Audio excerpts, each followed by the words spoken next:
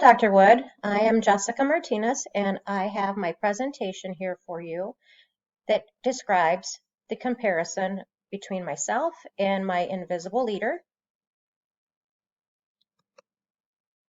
So an overview for my presentation today is I'm going to give a brief background of my invisible leader, explain and describe my leadership theory style, what the similarities and differences are between myself and my invisible leader, and what I would think is a better approach to leading.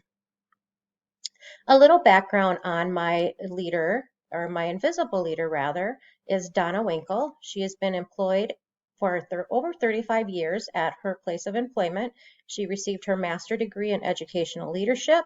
She's an active community member. She is always out in our community helping and volunteering, and she has led to many changes within the college in her career. She has a leadership and leadership skills such as trust. She's able to manage conflict within her employees and also a great deal with the students and faculty. She has great emotional intelligence. She has great team management. I view her as more of a transformational leadership and more of a theories X for her style and behavior. The leadership theory that I believe my leader portrays is a full range.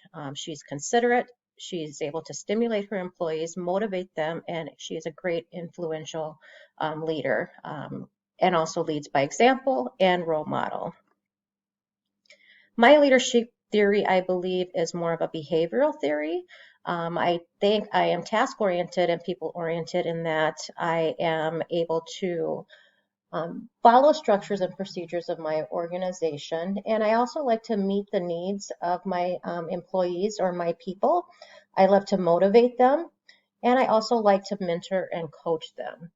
I think experience has led me to this theory. I have had many experiences, great and also poor leadership experiences throughout my employments.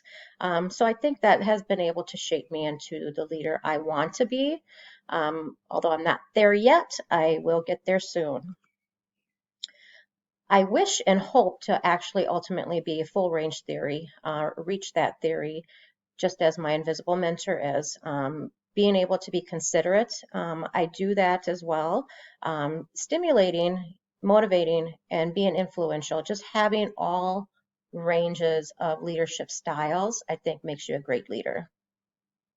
Some similarities between my invisible leader and myself are we both like to follow structure, processes. We do like to remain systematic and also under the people-oriented. So we meet the needs of people, motivate employees, are able to influence and coach others, and be a mentor to those. The differences, I believe, have more to do with stimulation, the ability to take risk, challenge status quo, and challenge assumptions. My leader does a great job at that, and that's one area I would love to improve on. When it comes to adapting to my leadership, I would like to be more open to change and take those risks, think ahead while thinking outside the box, and ultimately my goal is to be a full range or fit into the full range theory for leadership. Thank you. I do have my reference here from the book. I hope I cited that correctly. If not, I look forward to your feedback. Have a wonderful evening.